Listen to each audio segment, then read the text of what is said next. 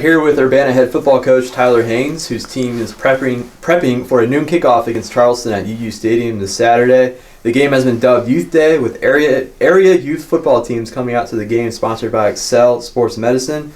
Coach, you're coming off a tough loss at West Virginia Wesleyan, a game that seemed closer than the box score might suggest, especially if you just look at the first half. A couple of broken plays in the second half led to some points for the Bobcats, and your guys were just unable to respond and really execute in the second half. Give us your quick take on the game. My quick take is exactly that. First half was a hard-fought first half. Offensively, we moved the ball a little bit, got some first downs. We put one scoring drive together, and conversely, our defense gave up one long drive. But other than that, it was a pretty evenly matched game, and we knew going into it that they were a good football team, even though they had no wins. We knew that they were a dangerous team, and had a talk at halftime, and they came out with a trick play. And credit to their staff and their players for executing that. But got us down 14-7 first play of the second half, and we weren't able to regroup after that. Okay, and we touched about it last week. There's been a drastic difference in the way you've played on the road and at home this season. How do you get the guys prepared to play well at home this week? Have a great week of practice. Each game at home so far, I think the week of practice that we've had leading up to that game at home hasn't been as good as it's been on the road. Yesterday was the best practice we've had all year. To lose like that to West Virginia Wesleyan really opened our eyes, not only as a staff but as a team, and hammering the fact home that we need to work harder and execute and do things the right way in order to get the goals that we want to achieve. So we had a great day yesterday, and hopefully it leads to a great day today, and we're going to play well this weekend. Okay, and one area of improvement that we've seen has been the turnover column the past 2 weeks. You entered the Lake Erie game -7 for the year.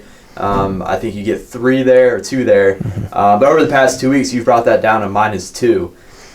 What's been the key to limiting those turnovers? It's been offensively not having turnovers. Our defense has steadily been getting between 2 and 4 turnovers a game, which is what we want. We want 3 or more.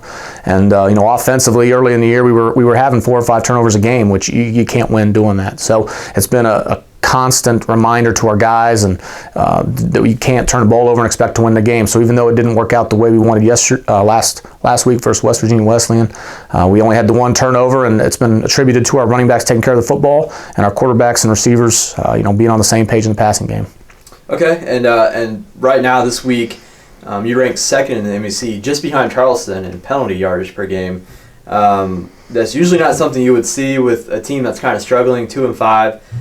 You would think there would be more mistakes in that area. But do you pay much attention to that? And that's got to be something you can hang your hat on, right? Absolutely. We look at small things, even though we're not the most talented team in the conference. We're going to do things the right way here, and it's attributed to practice as well. Mistakes, mental mistakes are not acceptable. False starts, that kind of thing, are unacceptable. Holdings and different things will happen throughout the course of a game, but something we look at very closely, just like the turnover margin and scoring in the red zone. And we've had our struggles, but at the same time, we're continuing to develop the culture of winning football here. Okay, Coach, very tough opponent comes to Urbana this week in Charleston. Winners of 5 straight, going for 6 straight. What can you tell us about the Golden Eagles? Exactly what you said. They're a very good football team. They're very explosive offensively. They played multiple quarterbacks due to injury or just due to the fact they have multiple quarterbacks that are good. And those guys are playmakers. They can throw the ball. They can run the ball. They have big play running backs that can take it 60 and 70 yards for touchdowns. And every time I put a film of them up, they're making big plays offensively. So they're physical up front. They're big up front. They're just darn good offensively. Defensively, they've given up some points. They're very, very athletic. They play an odd stack like our defense does. They have a bunch of linebackers that make plays. They're very, very athletic, and we got our hands full, but they have given up some points, so hopefully our offense can regroup and put some points on the board. Okay, and you mentioned you had best practice of the year, one of the best of the year. Is there anything that you're preaching right now in practice in the film room that you're looking at getting better for this week? Everything. I mean, when you lose 34-7 to an 0-6 team, everything you do needs to be critiqued. So nothing in particular other than the fact that every single rep, every single guy is looking at his role in this football team and how he can improve it. So nothing in particular, just everything. Okay, thanks, Coach. And we want to give a reminder to those youth football players attending Saturday's game that guests should arrive at 11 a.m. to register and prepare for pregame activities. Kickoff is at noon, and each youth football team will also be announced on the field during halftime. That's it for this week's football preview with Coach Haines. Be sure to follow the Blue Knights on Twitter, Facebook, YouTube, and now Instagram. And check us out on the web at sports.urbana.edu.